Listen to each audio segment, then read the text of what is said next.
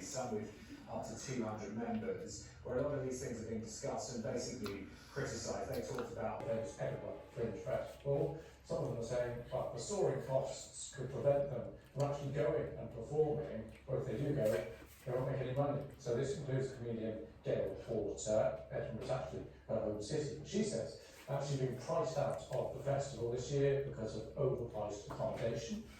Some others, like Jason Manford, says they are going to perform this year, but they expect to make a financial loss after it. Well, earlier, I spoke to comedian Tom Mayhew. He won Edinburgh Fringe Festival's Comedy Award Panel Prize in 2022, but he says this year he can't afford to go. When it comes to the accommodation, like literally, the accommodation last year, I was in a little student accommodation flat, literally a one-bed small student place, and for the month it cost me 1,400 quid, which, like, if you told anyone else you were doing that, they'd think you were insane. But for some reason, comedians are expected to spend these ridiculous amounts on accommodation when most of us aren't that limited. So yeah, it's ridiculous. Let's bring in the panel again. Justine, what do you make of it? I think it's such a shame. The whole point of the Edinburgh Fringe is it is meant to be accessible. I think everyone knows it can be expensive to go to the theatre or to the cinema, but this is meant to be accessible comedy and entertainment. And I think largely ticket prices are quite low, and so it's a crying shame if the people who are there to put on this really. By so many across the UK, huge event every year. Does it land in the US, Ursula? Well, speaking of inflation, I mean, I think the example I would give here, and it happened just outside of Boston. The post-harvest sections. Post-harvest, that means we process the final product, that is from harvesting to packing it and dispatching the final customer. The quality of these berries and the leaves looks fantastic. The use of the technology is really helping them be in this condition. Yes, it is really helping because with the technology, we have been able to come a long way in producing more strong varieties, more resistant ones. Could you talk me through how a worker's day might have changed during the 95 as a result of having this technology implemented? So what we used to do is get a square meter and manually count how many stands are there, and then extrapolate. But meanwhile, when we come and we monitor the stock using the drones, we're able to, first of all, get accurate numbers of the customers doing that every day. At the end of the day, makes their life a lot easier.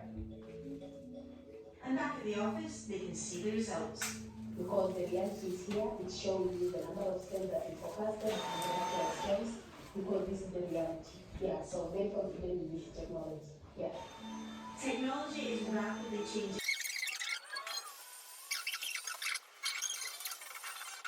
The strain went from here all the way down into product with some thunderstorms on that as well. Now very quickly that wet weather in the southeast will move away, it will turn dry and increasingly sunny, but the wet and windy weather lingers longer in the northeast, mixing Canada.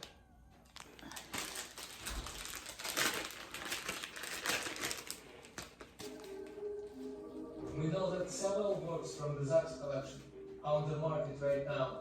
You know for the price.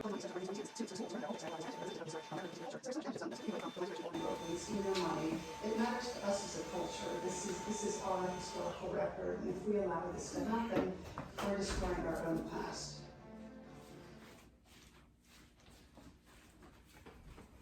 For sharing your story, the story, of course, of your uncle today. Really appreciate it. And of course, we hope that he is returned safely. Thank you very much for having me, and I pray for the end of violence in this region as soon as possible, and the safe return of everyone to their homes. Meanwhile, inside Gaza, it is Eid al-Fitr, the end of Ramadan, and Palestinians are marking the holiday amid destruction and widespread hunger. Aid groups say desperately needed food and supplies are not getting inside. Save the Children says no aid trucks have been able to enter Gaza via the Erez crossing, despite the recent announcement by Israel that it would be reopened. And on Wednesday, President Biden once again urged Israel to step up humanitarian aid to Gaza. And the U.S. continues to criticize Prime Minister Benjamin Netanyahu, putting increasing strain on the U.S.-Israel relationship. But Biden's handling of the war has also under scrutiny at home. Some officials in the U.S. say Biden's pressure on Israel is not enough. The BBC has exclusive reporting with current and former officials who say internal dissent in the U.S. government is growing.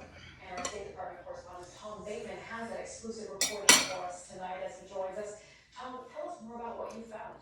Well, it was nearly a week ago now, wasn't it, that President Biden had that really defining moment, phone call with Benjamin Netanyahu, the Israeli Prime Minister, after the Israeli airstrike on those World Central Kitchen workers. And Mr. Biden basically